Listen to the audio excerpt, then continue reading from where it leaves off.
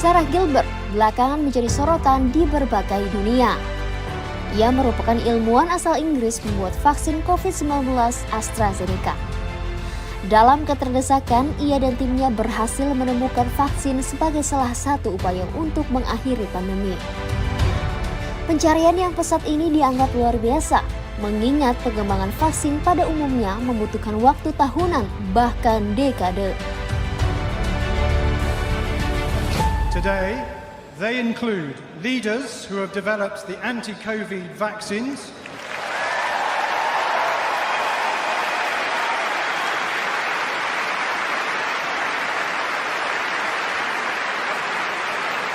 Momen pertandingan Wimbledon pada 28 Juni pun menjadi ajang penghormatan bagi dirinya. Atas dedikasi dan jasanya, ia mendapat tepuk tangan meriah dan standing ovation dari ribuan penonton. Bisa dibilang, AstraZeneca menjadi salah satu faktor yang membuat turnamen tenis ternama ini dapat diselenggarakan.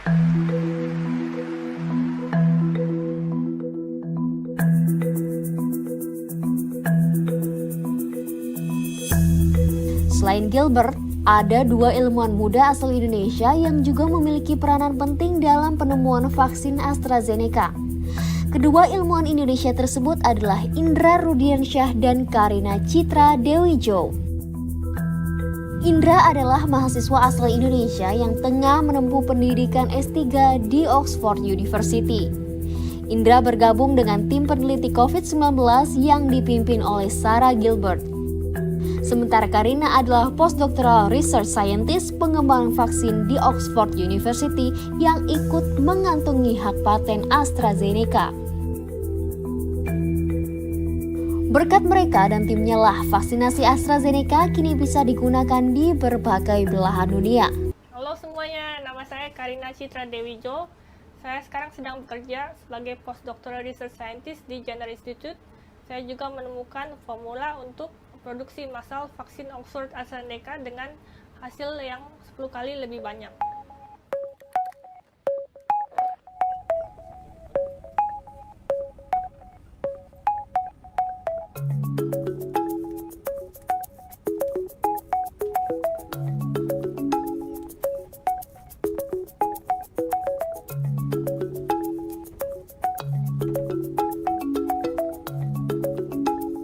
So the thing which is nice about what Karina has done is that it's a way of getting lots of the vaccine quite simply.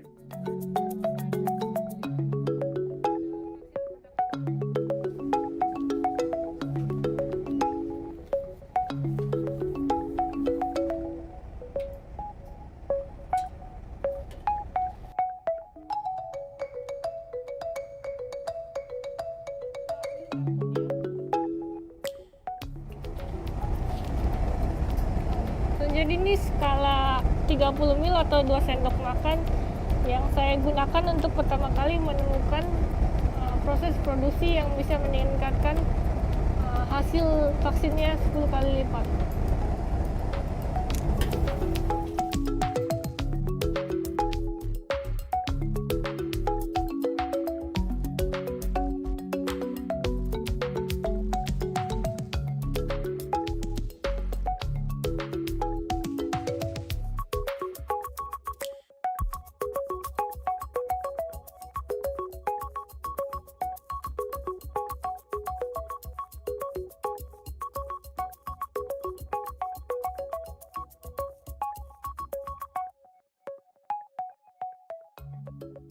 I think it's been absolutely critical, and there are two reasons for that.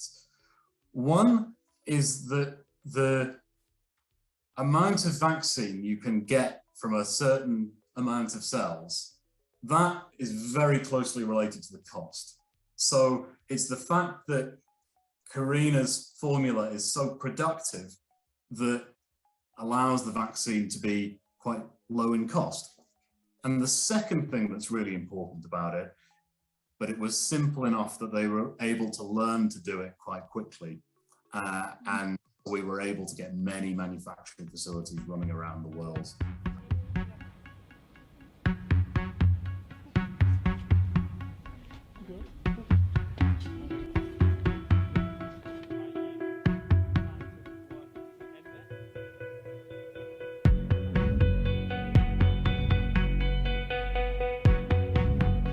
ada momen-momennya lah yang saya bilang, saya sudah tidak mau kerjakan ini karena terlalu besar lah bebannya. Saya bilang I'm out, I cannot do this anymore. Walaupun saya bilang kan sakit pun harus masuk, nggak enak badan pun harus masuk karena nggak ada yang gantikan pada saat itu. What happens if Karina gets the coronavirus? You know, it was going to be a disaster if that happened. And yet we needed her to keep coming to work. And nobody had a vaccine yet at that time. So I was really worried about that.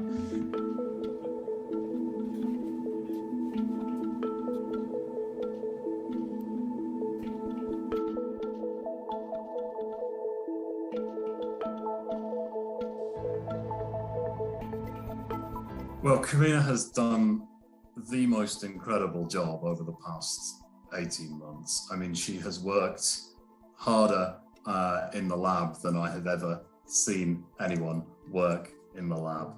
But I think the thing that has been very unusual about what Karina has been doing has been that she was really on her own. And, you know, I don't think Pfizer's manufacturing scale-up was so dependent on one person. They would have had a huge team of very experienced people.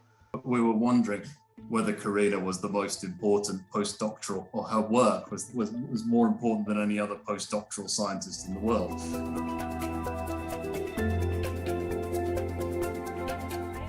Saya merasa saya perlu banyak belajar dari atasan saya dan dari profesor-profesor yang lain.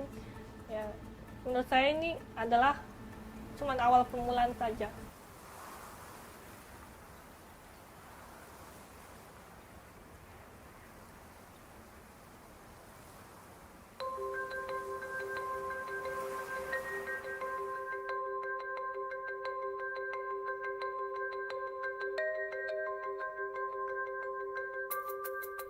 This year, Oxford has developed a vaccine against a virus that we didn't know existed at the start of the year.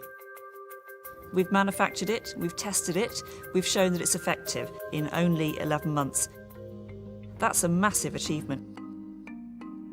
My lab's been working on vaccines against what we call outbreak pathogens for a while, and those are the pathogens that we already know about, the viruses that are there but we don't have vaccines for them. But we've also been thinking about how to make a vaccine when there's a new virus that we've never seen before, and how to be able to go really quickly. So when we saw the first reports of SARS-like pneumonia cases in Wuhan in China, right at the turn of the year, we knew that this was something that we could respond to. Gradually the story unfolded that it was a new virus and it was a coronavirus, and then we knew that we would be able to make a vaccine against that because we've already started doing that with the MERS coronavirus. In order to make a vaccine, and particularly to do it quickly the way we have done this year, we need a team of people with lots of different skills. We need people who are immunologists, we need people who are medically qualified, we need nurses and statisticians, and we need people who can do the engineering and work out how to manufacture the vaccine and how to do the quality control and test it.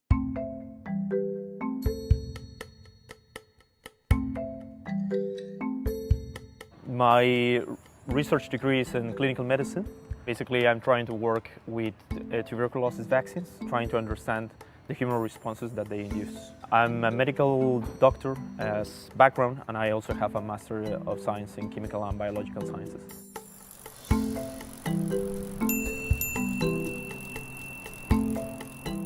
I'm from Indonesia, and I'm third-year DPhil student in General Institute. Mostly research in General Institute focus on developing vaccines against several infectious diseases such as HIV, Ebola, and the diseases that potential to have a pandemic like SARS, MERS, and now COVID-19.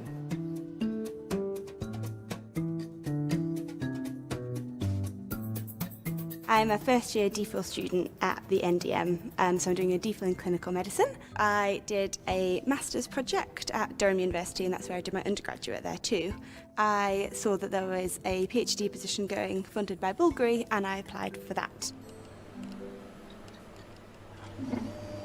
The students have been really critical in our response. We've needed to pull together everybody that we had on hand who was trained to work in the lab, and that in a large part was our graduate students. So without them, we wouldn't have been able to make progress as quickly as we did. It was unexpected, absolutely unexpected. There were little rumors about a weird virus expanding and infecting people in China. So after a couple of emails across the department, given the massive interaction that exists between groups, they start asking for people, would you like to join into this effort? And of course, everyone that is doing a research degree here saw the opportunity, and we were like, okay, we need to give it a go. When I first found out, it was early 2020, and I was completely oblivious that this was going to be frontline. This was a virus that was emerging in Wuhan, and it was causing quite a lot of chaos over there. In February, I was called to a big meeting because I'd been leading in the lab on a trial for MERS, which is a different coronavirus. And they said they were going to give a shot at doing clinical trial for a vaccine for this new coronavirus. As the months went on and the pandemic unrolled, that's when it started to hit me that this would be frontline work. Just had to get on with it. It's often difficult to get funding for studentships. It's quite an expensive thing to fund, but it's really important to have new students being trained in all aspects of science. And in vaccinology, we cover a very wide range of disciplines. So we want to see people being trained in different disciplines. Philanthropy can really help us with this because it can pay the expenses of a studentship so that we can identify the best students. And we have lots of really talented students wanting to come and work with us in our labs in Oxford. If we can provide the funding to get them through their DPhil studies, we can train the next generation of scientists. At the time, there was no time to step back and reflect on what we were doing. It was just one foot in front of the other. Ignore the news, ignore your texts, ignore Twitter, keep going, stop thinking about the outside world. Working in this project is quite challenging. We are racing against time and the virus. We know there's a lot of people dying because of this COVID-19. Another challenge is because we need to work in different situations because of the pandemic, to maintain social distancing, create less flexibility in the lab.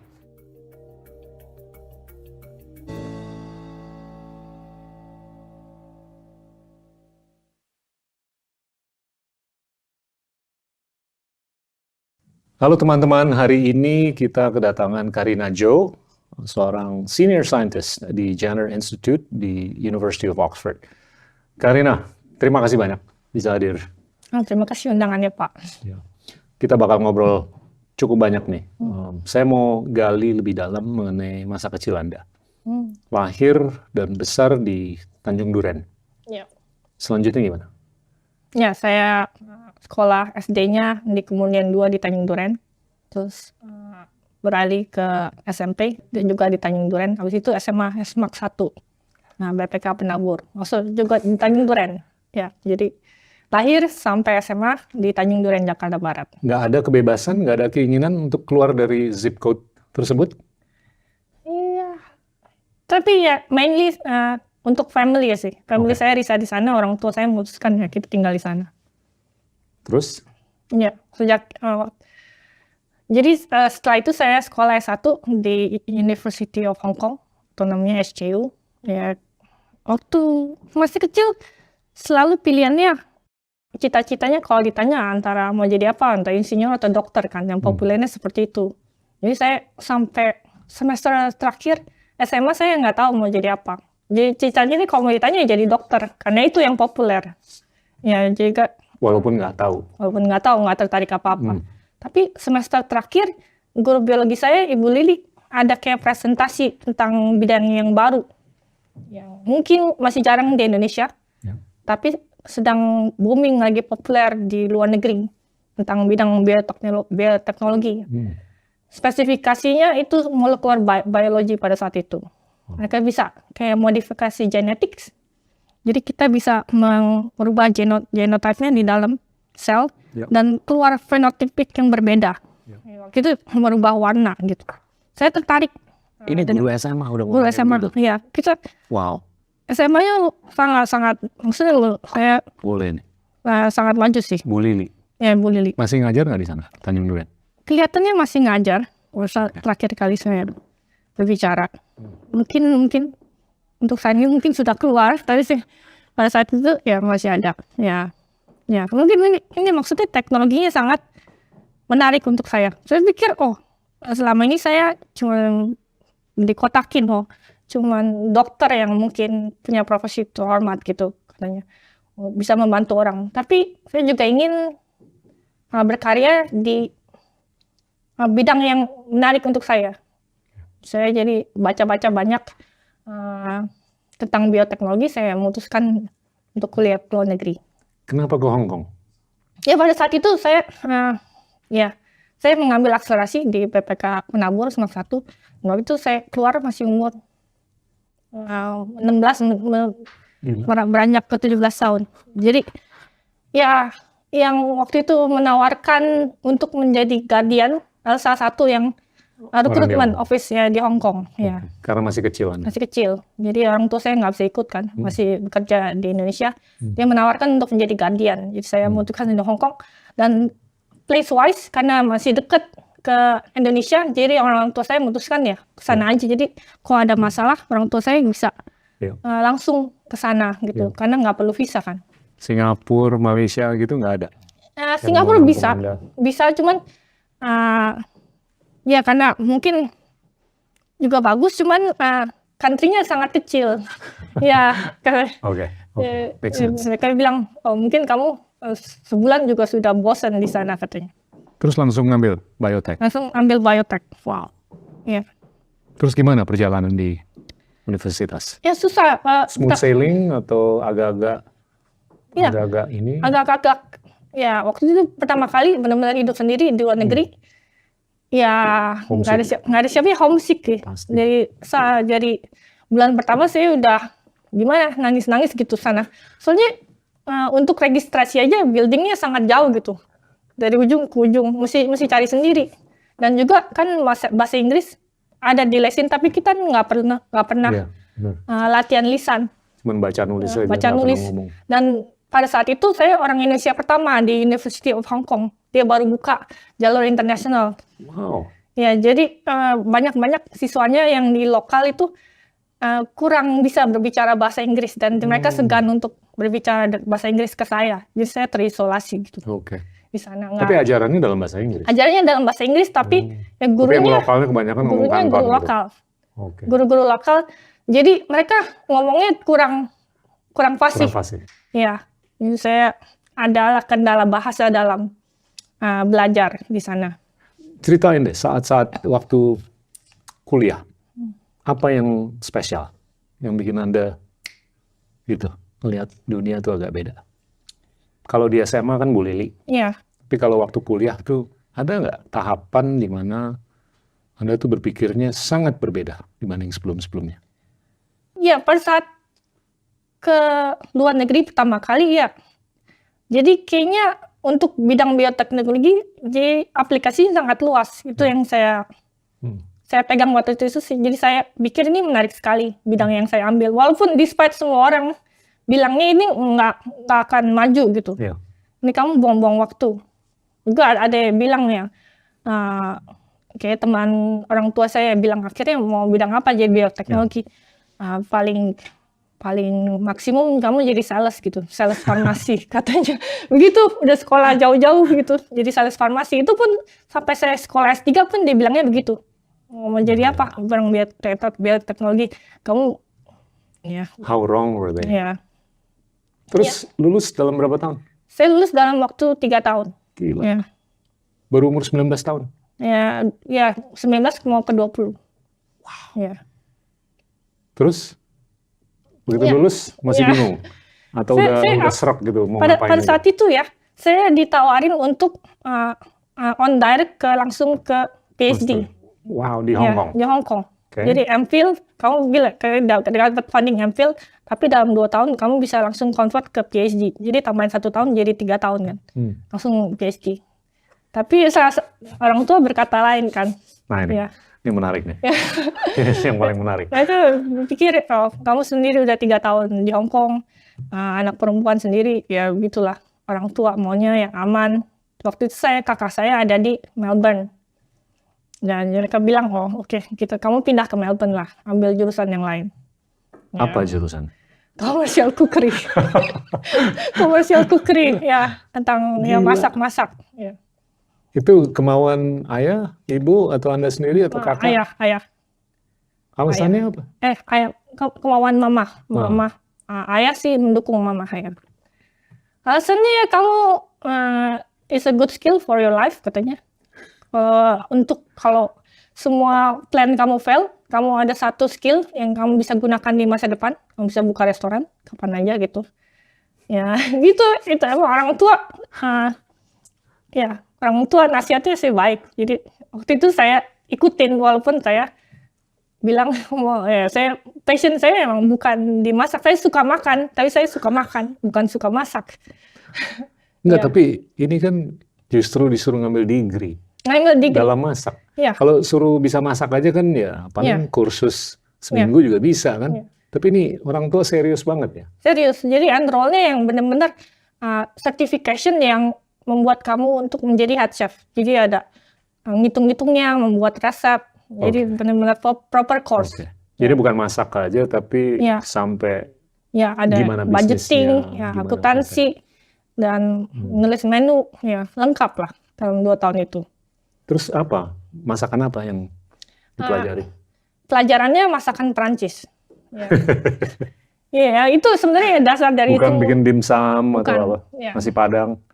Jadi yang basic cookery biasanya semuanya mengajarkan stylenya masakan Prancis karena mereka mengajarkan basic teknik cookery. Setelah itu katanya kamu mau jadi chef di masakan apa? Bisa, soalnya tekniknya sama. Cuman kamu bisa aplikasi dalam resepi.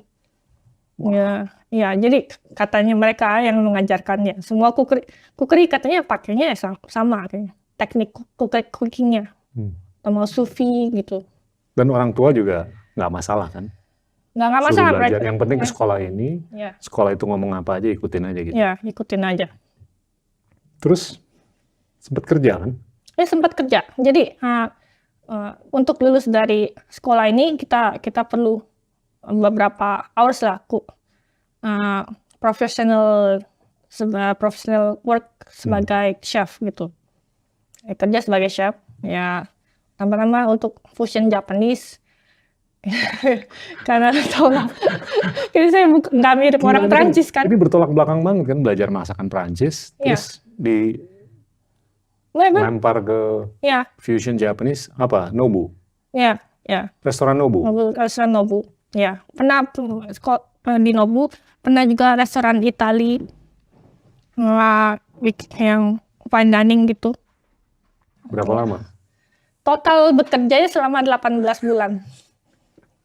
Ya, jadi saya ada break gitu. Jadi 2 tahun plus waktu itu 12 bulan, sekitar 3,5 tahun lah saya. Gila. Berkarir sebagai. Dan nggak pernah sekalipun orang tua bilang nih kayaknya agak kelamaan nih sekolahnya untuk masak. Nggak pernah. Mereka nggak bilang nih nggak kelamaan karena waktu itu saya masih muda. Dan mereka bilang, oh this is the last degree that you will have kan. Baru umur 19. Ya. Dan kamu bisa berkarya sebagai chef atau mungkin membuka restoran setelah itu. Sekarang masih masak? Nah, sekarang nggak Lebih ada. banyak makan? Ya, lebih banyak makan, nggak ada waktu untuk masak. Ya. Oke, terus di Melbourne langsung habis cookery selesai belajar biotek lagi. Iya, jadi ada komplainnya juga. Jadi untuk sebagai professional chef gitu, working hours-nya sangat ketat. Jadi hari Pasti. dari ya Monday to Yang kayak malam Monday, banget jadi ya masuknya jam 11 mungkin pulangnya agak pagi gitu. Ya, 2-3 gitu ya. Ya, full time itu lebih parah kan. Jadi mungkin day off-nya cuma hari Senin. Gila. Jadi papa mama saya bilang kayaknya nggak gini juga kalau mau hidup. Kayak mereka berpikir kayaknya untuk kamu ke depannya ya kalau nggak ada waktu juga susah untuk jarang ketemu mereka juga. Kapan Anda ngambil keputusan? This is it. Iya, saya udah tahu ini bukan passion saya. Kita bisa masak selezat apapun ya. Kalau kita nggak ada pun kita bisa diganti dengan restoran. Maksudnya nggak ada impact-nya itu untuk customer itu. Ya. Kalau nggak ada makanan ini, mereka bisa pilih makanan yang lain. Jadi nggak ada kayak, maksudnya harus ya value-nya untuk mereka gitu. Saya dari kecil maunya saya punya impact ke orang yang core gitu. Iya. yang intinya yang bisa merubah hidup mereka. Struktural Ya, dan lasting. ya lasting, berguna untuk mereka, untuk hidup mereka. Jadi Ya. ada gunanya lah kerjaan saya Ya. gitu. Kalau hari ini dia makan masakan Jepang, besok dia bisa makan masakan Ya. Padang, besok lagi Sunda, Ya. besok lagi Prancis. Nggak Iya. merubah hidup mereka gitu. Ya. Itu ya. Nggak bikin pinter juga sih. Nggak bikin pinter juga, tapi bisa kasih maksudnya complementary to the chef bisa kan. Iya. Tapi ya sebatas itu, sebatas di palate kan, di lidah. Menarik. Ya. Terus pada saat itu ya saya pikir saya untuk kembali ke dunia sains itu agak susah. Untuk ya setelah break 3,5 tahun ya. Itu juga menarik, ada pada sebelum untuk kerja di postdoc juga ada hal yang menarik. Waktu itu bos saya tanya, saya kan nggak sertain di CV saya pas saya apply kerja. Dia bilang 3,5 tahun kamu ngapain? Kamu udah masuk penjara atau kamu kayak ada gapnya bukan gini? gap year, tapi gap 3.5 years. Ya, saya pikir ya saya commercial cookery. Dia bilang oke, nggak apa ya, asal kamu nggak masuk penjara katanya. Ngapain gitu kriminal ya? Ini waktu sekolah di Melbourne lagi kan? Ya akhirnya enroll lagi di sekolah bidang bioteknologi. Sekolah apa? Sekolah bioteknologi. Namanya Sekolah Bioteknologi. Enggak, Universitas bidangnya apa? ada RMIT, Royal Melbourne Institute of Technology. Wow. Saya pilih itu karena ya dari semua sekolah yang top itu untuk master ya, bidang master mereka yang lain-lainnya lebih mengutamakan manajemen. Tapi bukan itu yang saya cari. Bukan research. Bukan research. Jadi saya maunya kembali ke yang wet lab. Iya. Yang teknik-teknik yang saya kerjakan di dalam lab. Menurut saya untuk manajemen saya nggak mau jadi lab manager. Ya nyambung juga lah dengan kerjaan di dapur kan, Ya. wet. Iya. Terus waktu gimana tuh prosesnya? Jadi Anda udah jenuh dengan masak, terus Anda pengen balik lagi, sempat dipertanyakan, transisinya gimana? Smooth?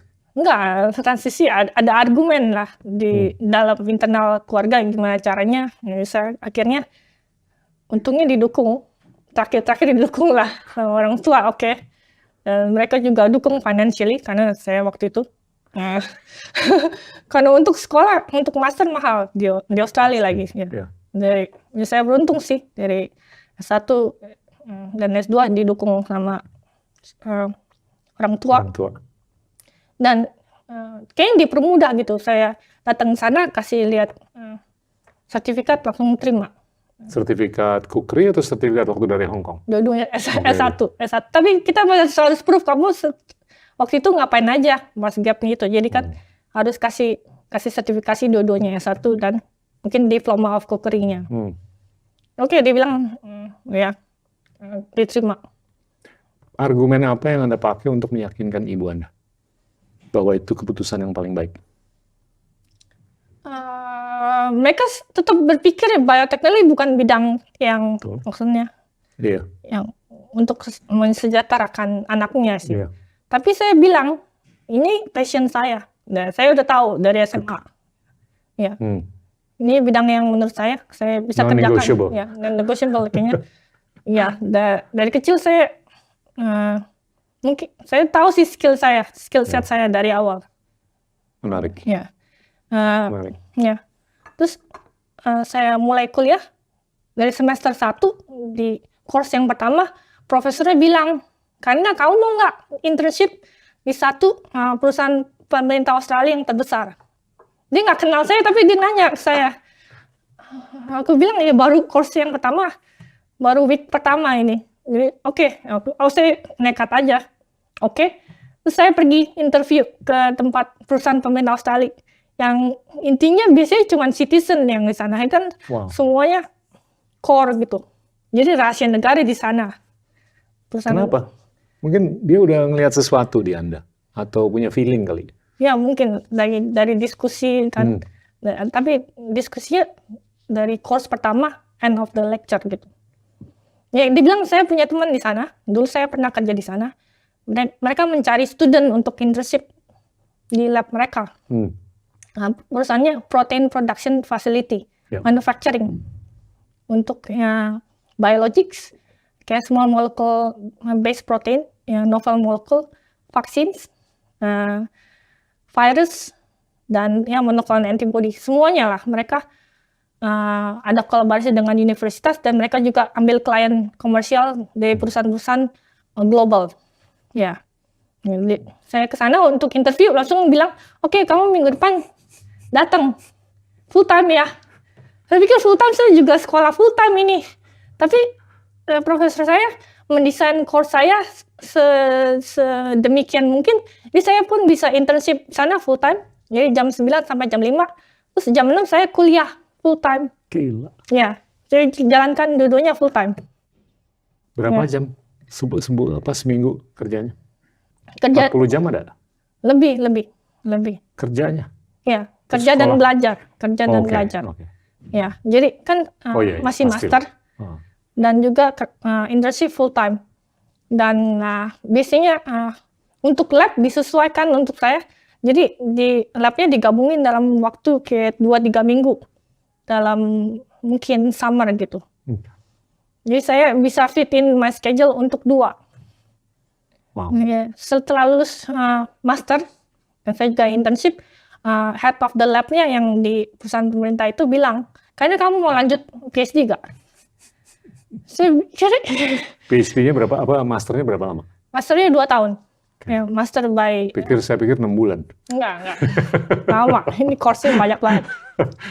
Ya. Karena kerja juga. Karena kerja full time. Tapi full time, duduknya full time. Jadi selesainya dalam waktu. Maksudnya course-nya benar-benar didesain untuk 2 tahun. Wow. Ya. Jadi head of profesornya yang di perusahaan pemerintah itu bilang setelah 2 tahun, karena kamu mau ambil PhD nggak? Karena kamu tetap kerja di sini full time juga. Tapi karena maksudnya saya ngomongin lah sama vice chancellor-nya, suruh kamu kasih beasiswa. Oke lah, dia bilang kalau emang dikasih beasiswa saya ambil lah. Terus kamu bilang kamu saya gaji juga katanya. Ya.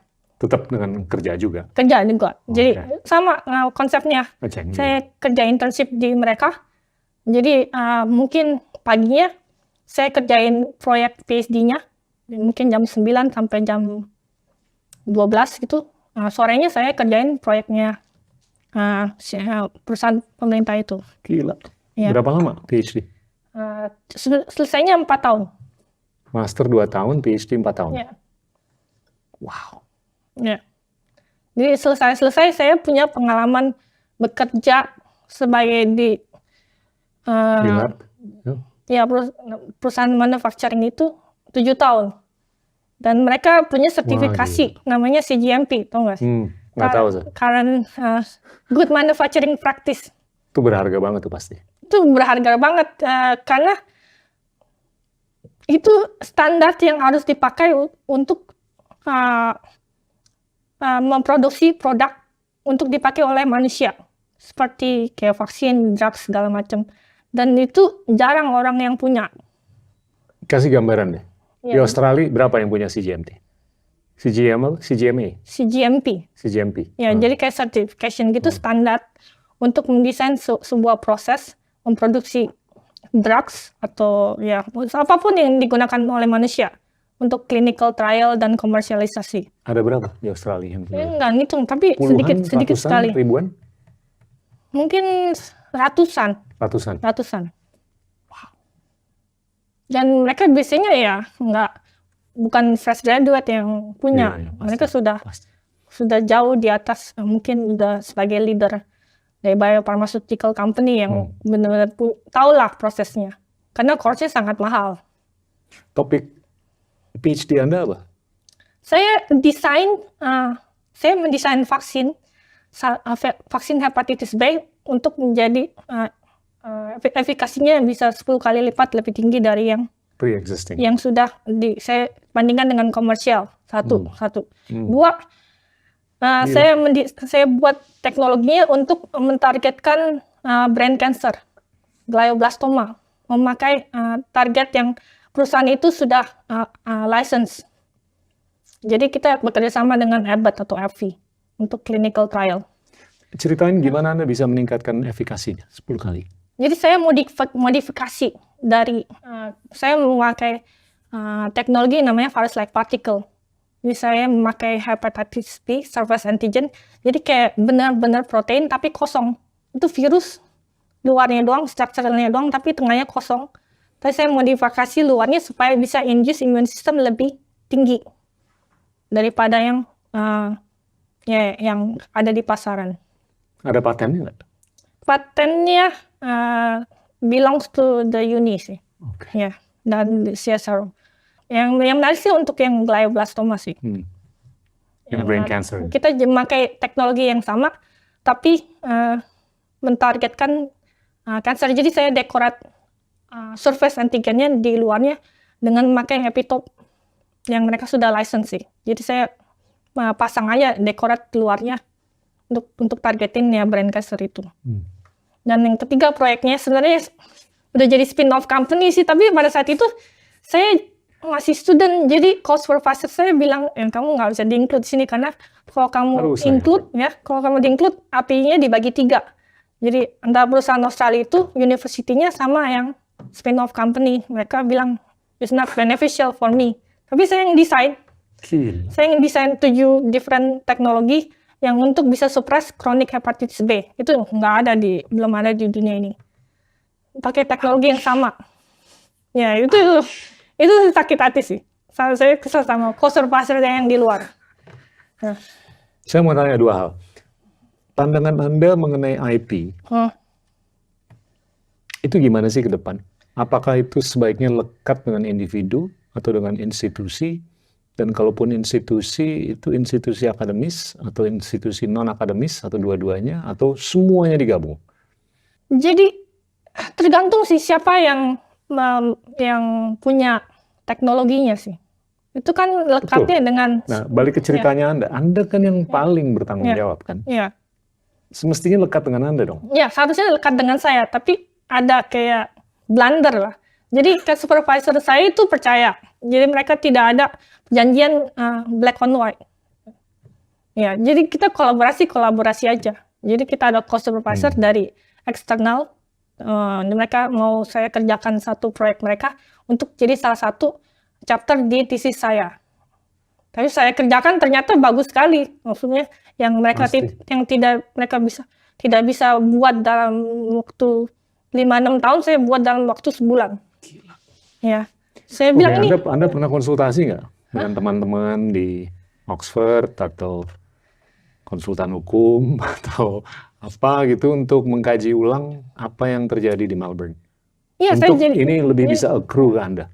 Jadi pas saya interview untuk posisi yang dulu senior postdoc, saya bilang saya kerjakan ini, tapi saya nggak dapat IP-nya karena masalah ini. Dia bilang oke, ya untuk ini ya itu nggak baik, tapi untuk sini kita akan lindungi hak kamu. Kita ada waktu di Oxford. Ya, waktu di Oxford. Tapi untuk berkunjung balik ke apa yang terjadi di Melbourne. Co-supervisornya bilang kalau kamu mau permasalahkan ini, kamu sebagai student, ya kamu nggak akan lulus ini, katanya. Akan masalahnya, karena perusahaan, maksudnya institut besar sih pemenang Nobel di Australia. Ya. Jadi mereka bilang kamu akan bermasalah sampai puluhan tahun. Apakah kamu mau seperti itu? Ya mendingan ya oke lah, move on to the next gitu. Saya punya teman yang dulu juga menemukan IP yang diklaim sama perusahaan besar. Dia sebetulnya maksudnya mulia untuk mendudukkan porsi dan proporsi permasalahan semestinya. Dia digiring ke jalur hukum, nunggu mungkin 7-8 tahun. Tapi akhirnya dia dimenangkan. Karena untuk dia tuh kepentingan akademisnya tuh penting. Tinggi sekali gitu loh. Supaya ada pengakuan minimum. Ya, jadi pada saat itu duduk perkaranya ya orang lawyernya datang, saya tiba-tiba kayak datengin mereka. Lawyernya datang, ada orang BD-nya ya, business development sama profesornya. Saya nggak diwakili sama lawyer ya. Saya sama supervisor saya. Mereka bilang begini duduk perkaranya, kalau kamu misalkan akan lama. Jadi mereka membuat kontrak dengan perusahaan saya, perusahaan yang saya jadi produksinya tetap melalui mereka, jadi menguntungkan perusahaan itu. Menguntungkan perusahaan yang saya waktu itu bekerja. Jadi Ya. bos saya juga nggak begitu memperjuangkan ya. Oke. Ya, itu pun juga emang mungkin blendernya dia karena memang Siap. dia nggak prepare dari awal, hitam di atas putihnya. Ya. Mereka kira kan kita percaya sebagai Ya. kolaborator. Jadi saya oke lah. Saya grateful kepada supervisor saya karena dia yang memberikan beasiswa dan Ya. memberikan stipend juga. Tapi ini pelajaran lah. Ya, ke depan. pelajaran. Ya. Dan kontribusi Anda tuh masih jauh lebih banyak. Dan oke, lanjut nih. Di Melbourne berapa tahun jadi? Saya total di Melbourne 11 tahun. Wow, Ya. 3 tahunan masak. Ya. Terus habis itu Ya. biotech, studi, kerja, Ya. ya 8 tahunan lah ya. Ya. Nah terus bisa pindah ke Oxford gimana tuh? Jadi pada saat itu kan saya udah dari master, dari PhD sama supervisor sama di perusahaan di Australia itu, yang perusahaan pemerintah terbesar. Mereka otomatis mau saya bekerja di sana.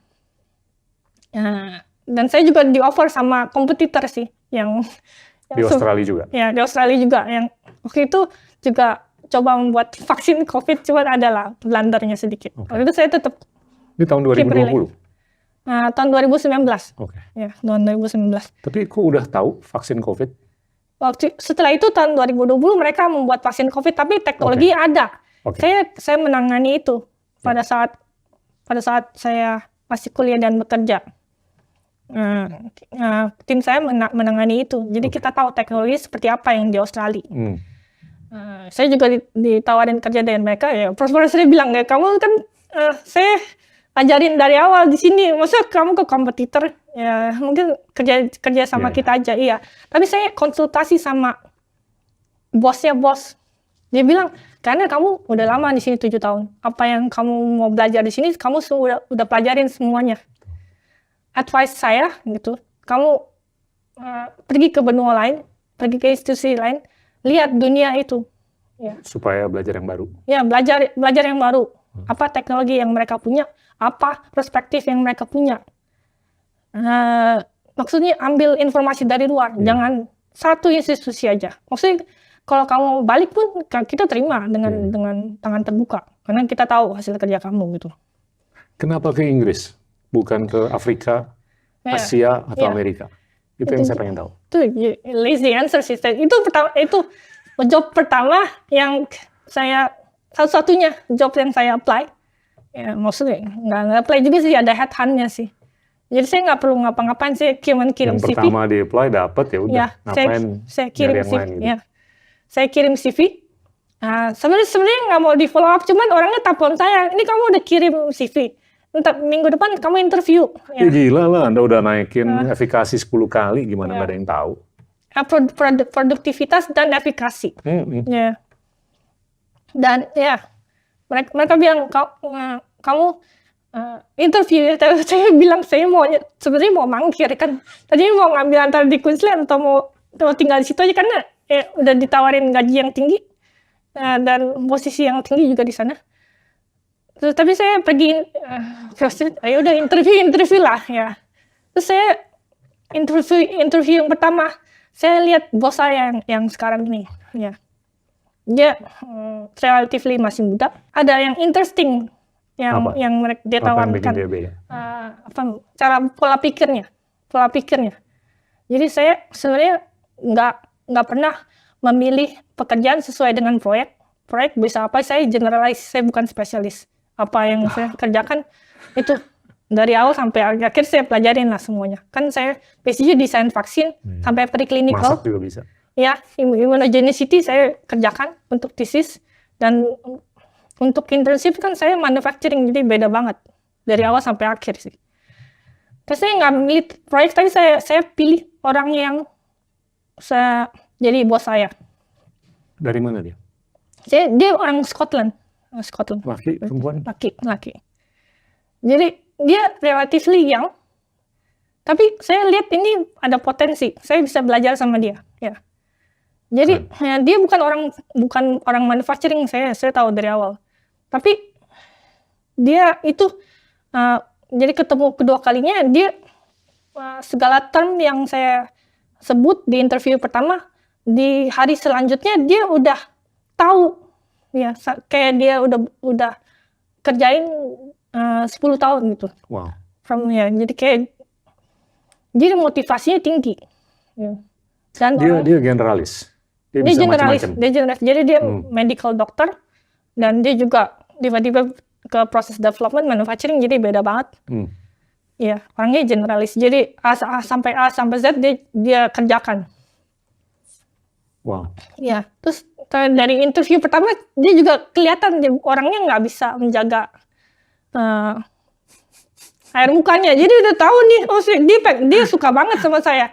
Dari semua interviewee kayaknya tipe yang belak-belakan, tipe-tipe yang belak-belakan. Udah excited banget gitu. Sebenarnya di Oxford itu susah banget sih masuknya karena ada 3 interview. Jadi setelah itu kita dikasih, setelah interview yang pertama kita dikasih tesnya matematika, essay, sama itu ditungguin. Wow. Ya tentu encer lah untuk Anda. Ya kan? Kerjain waktu itu kan beda jamnya beda sekali di Inggris dan di Australia. Saya ini online itu offline gitu datang sini. Enggak. Oke. Jadi di Zoom itu di sini sekitar jam 8, di sana masih pagi. Pas saya lihat saya kerjain lah yang matematika, tapi untuk yang essay saya nggak lihat sebaliknya. Ternyata ada question yang masih banyak di belakangnya, tapi saya udah submit aja. Kelupaan. Ampun. Dia bilang saya satu-satunya yang nggak kerjain itu. Tapi mereka bilang, ya buat kamu dispensasi lah. Kamu kerjain sekarang katanya. Dikirimin balik katanya suruh kerjain. Ya udah saya kerjain di rumah. Saya kerjain di rumah. Jadi saya tahu saya kandidat yang top katanya. Yang pilihan pertama mereka. Ya. Top.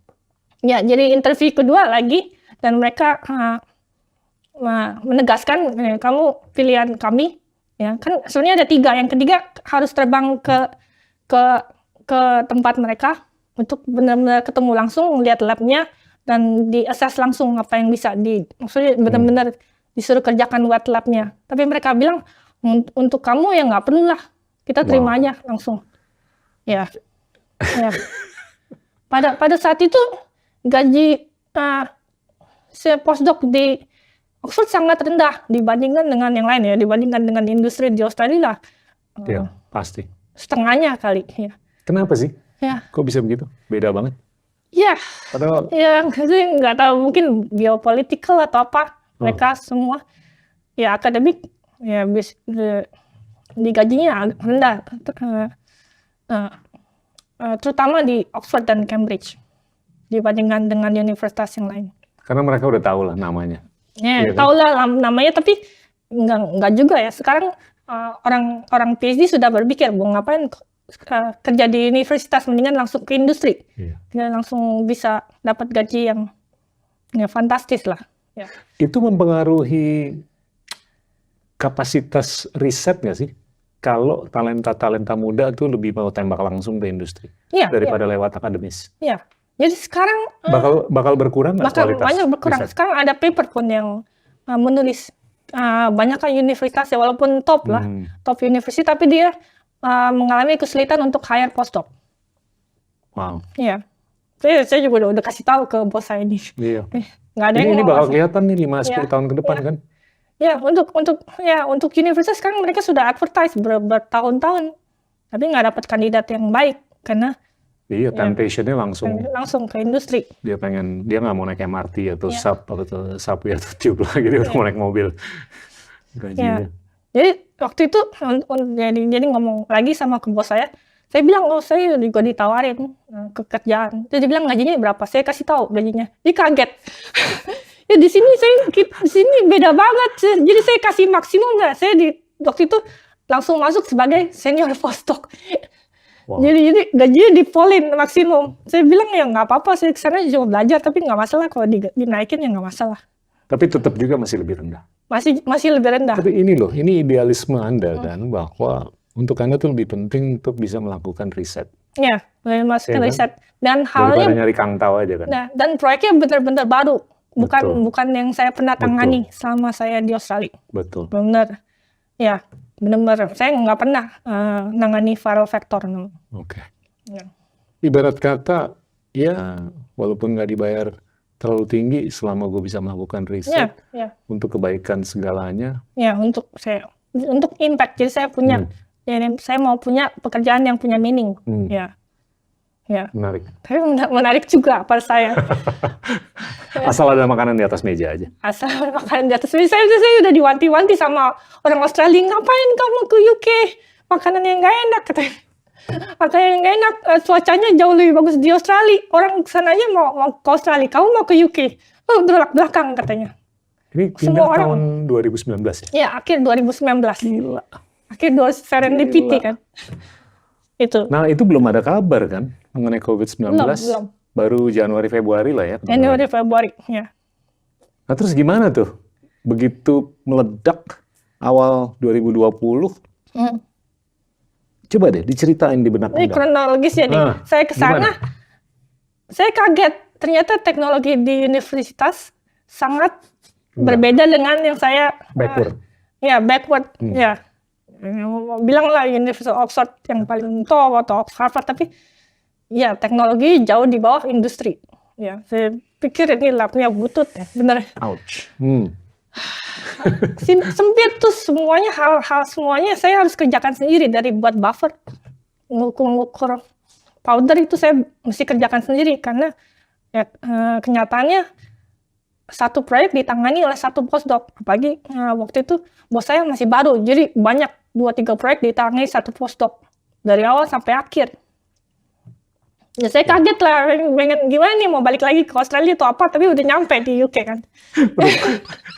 Gimana caranya? Gengsi. Gengsi. Mau balik gengsi. Iya tapi ya saya cobalah. Saya maksudnya bukan untuk I'm not a quitter. Jadi I know. I sense it. Saya ambil keputusan, I will follow through till the end gitu. Gimana tuh pemikiran Anda begitu meledak di awal 2020? Ada nggak sih gambaran atau pikiran bahwa ini mungkin atau nggak mungkin? Saya sebenarnya orangnya pesimis. Saya pikir nggak mungkin. Ini teknologi butut. Maksudnya, gimana caranya saya sendirian untuk mereka, maksud pas Januari itu targetnya masih untuk clinical trial masih berapa ratus juta dosis enggak. Tapi akhirnya kan dalam berapa bulan mereka putuskan kita mau buat 3 miliar dosis. Saya bilang ke supervisor saya, bilang you are crazy, this is impossible. Saya sebenarnya belak-belakan sama supervisor saya. Kalau menurut saya ini maksudnya jalan yang bodoh, saya bilang ini bodoh. Jangan lakukan itu. Wow. Itu yang saya nggak peduli. Kalau menurut saya benar, saya ngomong.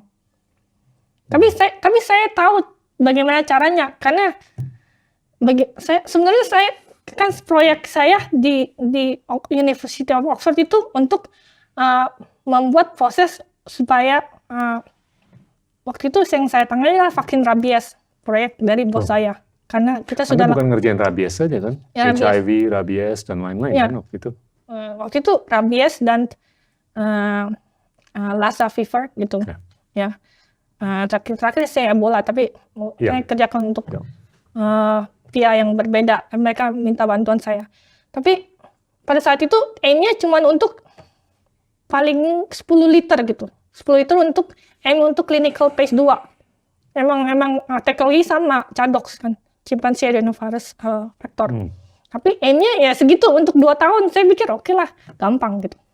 Saya kerjakan itu, jadi aim-nya untuk meningkatkan produksi dan sesuai dengan standar CGMP. Jadi untuk bisa dipakai clinical trial phase 2, phase 3. Jadi kan mereka udah mulai clinical trial di London, di Oxford, dan mereka sudah mulai phase 2, phase 3 di Tanzania, di Afrika untuk rabies. Aim-nya itu. Jadi pikir gampang. Saya bisa kerjakan dalam waktu 2 minggu. Saya lihat prosesnya, saya tahu apa yang dikerjakan. Ya. Itu kan kalau kita dengerin estimasi dari beberapa ahli epidemiologi di kuartal 1 2020, itu kan mengerikan. Bisa ratusan juta manusia yang akan terdampak. Dan itu mengubah secara drastis nggak sih pola pikir di Jenner Institute? Iya. Yang pasti fokus ke rabies dialihkan kan? Iya, habis Ke COVID-19. setelah itu jadi Terus, time frame-nya saya datang ke Oxford bulan Agustus, terus ada 1 bulan lah orientasi. Agustus September saya mulai order ingredient untuk starting proses kan, Agustus September Ini tahun 2019, 19. oke. Tapi lebih untuk rabies kan? Ya, Gitu. untuk rabies. Ah. Tapi base-nya sama kan. Kita cuma modifikasi, itu yang saya suka dari teknologi vaksin sebenarnya, bukan limited ke vaksin doang sih. Oke. Dari mRNA, viral vector, DNA, semuanya kita bisa rubah sedikit saja. Kita bisa targetin dengan untuk disease yang lain, penyakit yang lain. Itu yang menarik untuk saya. Jadi saya bukan khusus ke vaksin, tapi teknologinya yang saya Dijelasin mau ya untuk orang awam, perbedaan pendekatan yang dilakukan oleh AstraZeneca, Oxford. Ini Iya. kan RNA kan ya, dibanding vaksin-vaksin lainnya. Jadi Apa sih yang fundamental? Jadi sebenarnya viral vector dari yang dibilang cadok sih, chimpanzee adenovirus viral vector ini base-nya bukan mRNA, jadi beda dengan Pfizer dan Moderna. Kita memakai viral vector dari adenovirus, tapi originated-nya from chimpanzee. Jadi mereka spread di chimpanzee, Ya. tapi tidak spread di human, tapi bisa menginfeksi manusia. Jadi kita adenovirus ini seperti common cold virus. Jadi tidak berbahaya.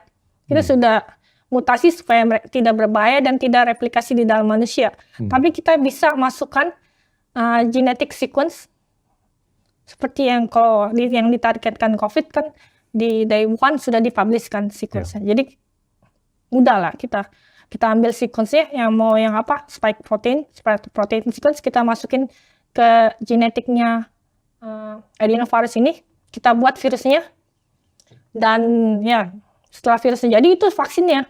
Jadi virus ini akan menginfeksi sel manusia dan mensusupi DNA dari spike protein ini. Jadi sel kita sendiri yang memproduksi spike protein dari COVID ini, dan spike protein kan nggak berbahaya, cuman protein doang.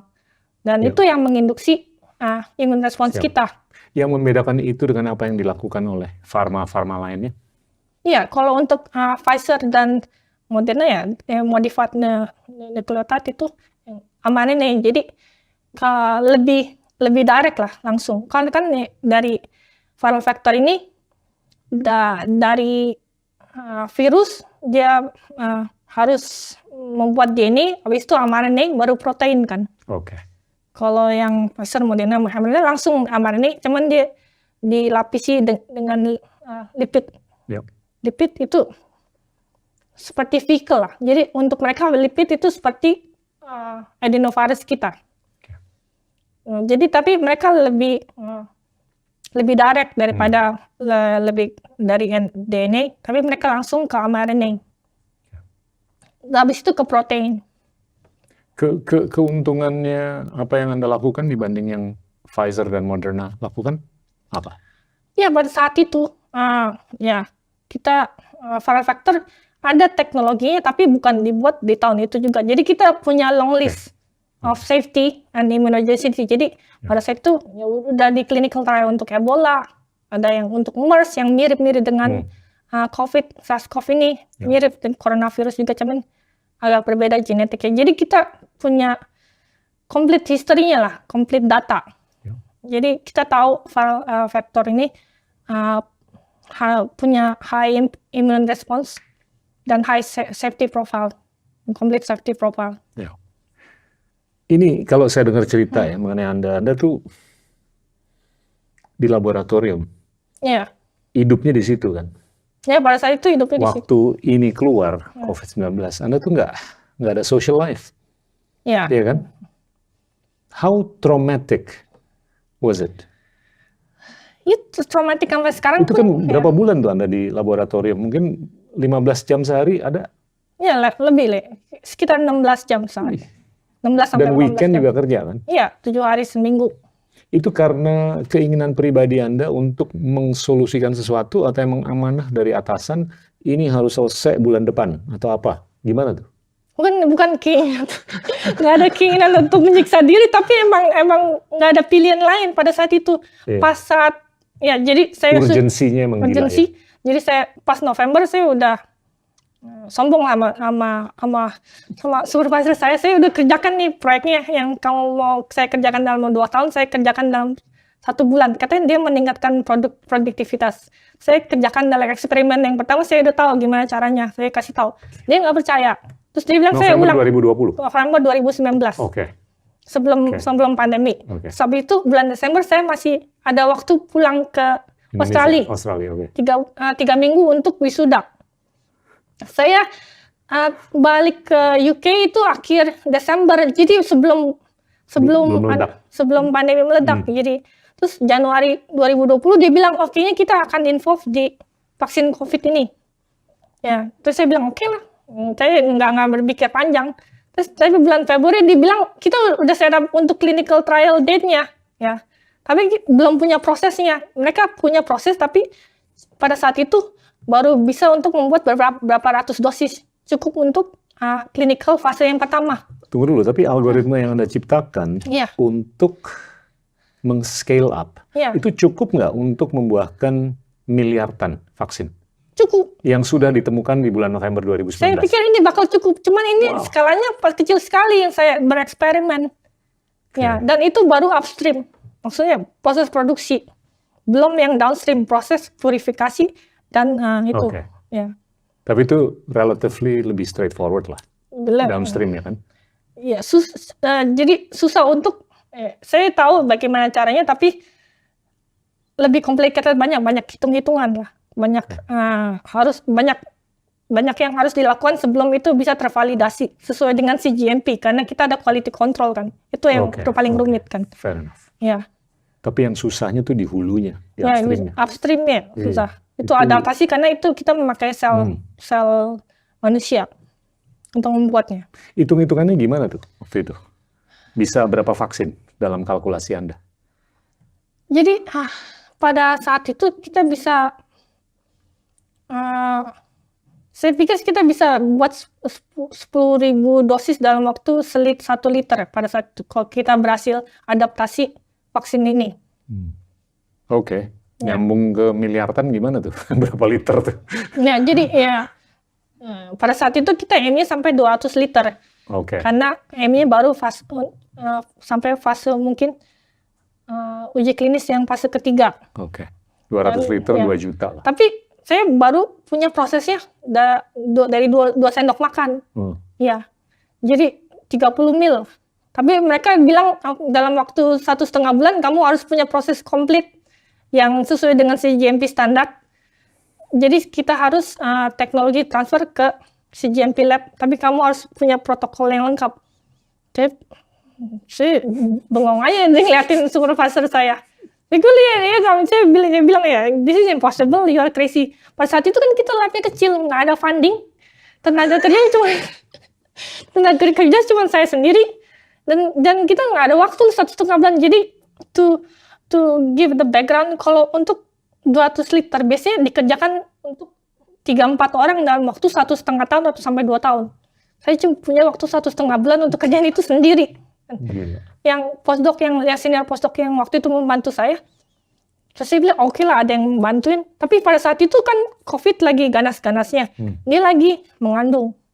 Jadi dia pikir, maaf ya Karina, Iya, saya nggak ambil bisa aja ke lab lagi. Saya nggak bisa ke lab lagi, saya mendingan di rumah supaya mungkin supaya tidak berpengaruh ke kandungannya. Saya pikir oke, ya mau nangis ya mau nangis. Tapi dia bilang saya butuh kamu tapi nggak bisa. Tapi saya lebih mendingan ya udah, kamu di rumah aja lah. Saya yang mengerti alasannya kenapa. Jadi saya benar-benar sendiri pas itu di dalam lab. You realize how heroic? Pada saat itu nggak berpikir heroik atau apa, pikirnya ini banyak banget masalahnya pada saat itu. Tapi gila loh, jadinya teknologi yang Anda temukan itu sangat bisa mengakselerasi, ya kan? Proses vaksinasi Ya. atau Jadi kita pada saat itu di general, bos saya bilang, jadi kita ada teknologi, kita bisa menghasilkan berapa ratus dosis, kita bisa buat vaksin yang sangat efektif. Tapi jadi scientific curiosity kan, kita bisa clinical trial, phase 1, phase 2, tapi kita nggak bisa distribusi ke masyarakat luas, itu yang big problemnya. Iya. Berarti sama aja kita nggak punya vaksin dong. Iya. Kan vaksin Iya. hanya bisa berfungsi kalau emang masyarakat memakai kan itu. Iya. Ya maksudnya herd immunity. Saya ingat banget waktu itu tuh kan percakapannya, acuannya ke polio kan. Untuk memvaksin itu sebelum-sebelumnya hanya waktu dalam penanganan polio kan. Kita hanya bisa berapa ribu sehari. Jadi itu keterbatasan yang finite juga. Walaupun pasoknya udah sebanyak apapun, tapi kalau di bawahnya nggak bisa dieksekusi, itu juga keterbatasan kan. Iya. Sama aja bohong lah bisa dibilang. Sama aja bohong. Kamu bisa apapun di dalam lab yang kecil itu bisa buat obat yang paling canggih, vaksin yang paling canggih, tapi kalau nggak bisa Nggak ditranslasi, bisa disuntik juga. nggak bisa ditranslasi ke orang-orang ya sama aja bohong gitu. Iya. Sebatas paper gitu. Tapi bahwasanya senior postdoc yang lainnya nggak berkenan atau nggak bisa nemenin Anda kerja sendiri. Saya bisa ngebayang itu menjadi beban. Ya, Mental, beban pressure. moral, Ya. beban macam-macam lah. Ya. Yang luar biasa. How stressed were you? Jadi untuk berpikir untuk saya stres pun saya nggak ada waktu. Waktu nggak ada. Waktu is luxury dalam waktu itu. Ya. Nggak ada. Saya itu schedule eksperimen ke eksperimen nggak ada gap. Saya lari ke 45 sudut lab. Waktu itu satu building empty, semua dipulangin. Jadi saya ada plus side-nya juga, saya jadi punya banyak bench gitu. Tadi kan kecil banget kan lab grup kami. Iya. Tapi karena satu building itu kosong, saya bisa pakai bench grup lain untuk setup eksperimen saya. Tapi saya mesti lari ke 45 tempat yang berbeda dalam satu waktu karena saya jalankan eksperimennya banyak sendiri. Jadi ya nggak ada waktu juga untuk berpikir. Saya stres, saya berpikirnya ya, gimana caranya 45 eksperimen ini berjalan dengan mulus. Karena saya tidak bisa gagal satu kali pun. Karena pada saat itu semua datanya ditunggu dari perusahaan multi. Waktu itu kan ya kita jalan pakai funding apapun nih. Jadi kita belum dapat funding dari pemerintah. Kita pakai budget kita sendiri dari proyek yang lain, dialokasi langsung. Tapi sebenarnya nggak cukup. Dan kita baru minta bantuan dari Bioindustry Association, kita kirim email. Jadi bos saya baru membentuk konsorsium. Waktu itu yang menawarkan kolaborasi ada beberapa commercial company lah. Tapi mereka nol maksudnya pengetahuannya. Jadi saya harus provide data ke mereka bagaimana caranya sekaligus training dan meeting sama mereka.